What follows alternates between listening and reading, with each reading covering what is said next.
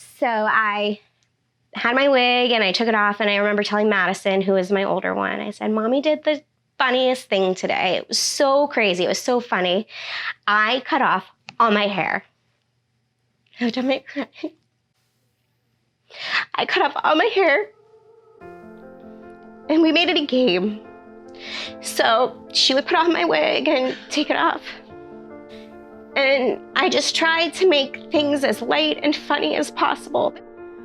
I keep fighting voices in my mind that say I'm not enough.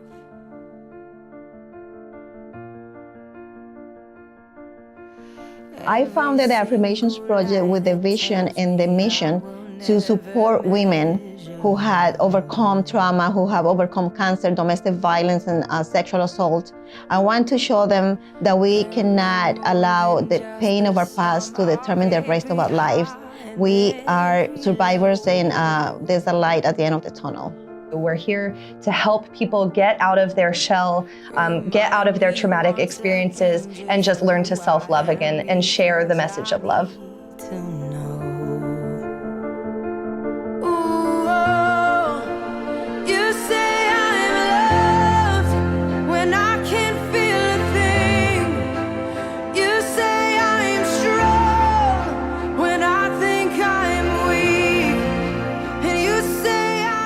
Prior to domestic violence, I always felt like something in me was missing.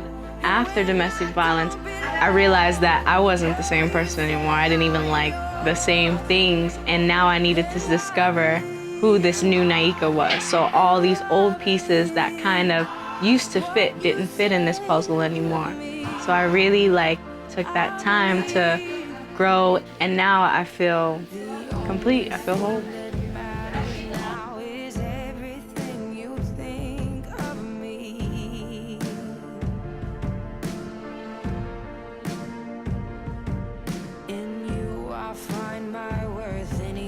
You're breaking down crying, thinking of not being there for her. So that was my dark time, just literally in the dark in the middle of the night sometimes and crying with her. So it was tough, but my family was there.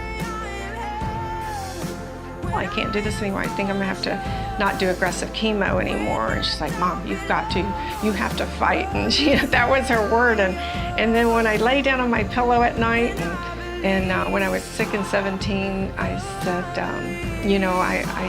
I just worried about my kids, my grandkids and my daughter. And so this time when I got sick, she found the one.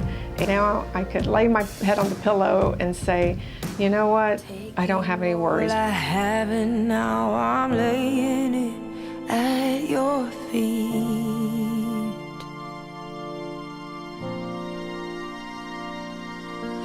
You'll have every failure, God.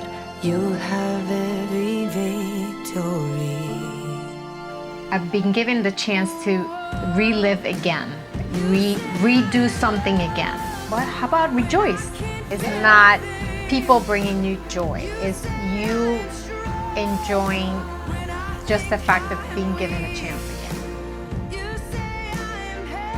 My babies were a couple of months old, and I was too tired and too weak and in too much pain to even hold them, to feed them, to rock them. Being able to be their mom at that point when it's so crucial, to form that bond, and I feel like I basically missed out. When I did lose my hair, I never wore the bandana, I never wore any wigs, I wore a hat, because I just felt like I was covering up, and that's not me to one to pull down.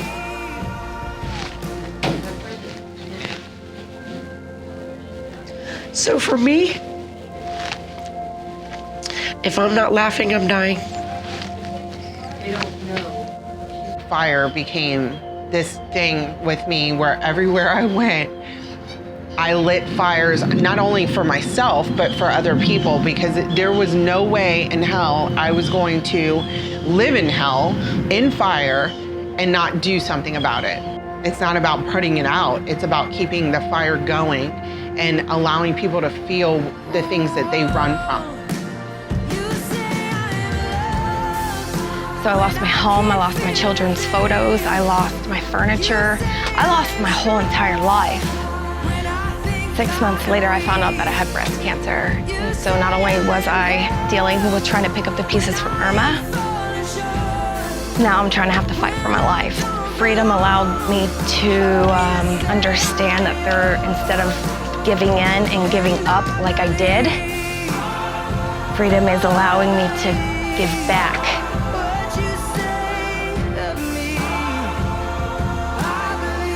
If I sat there and worried about me having cancer, what is it going to do for me?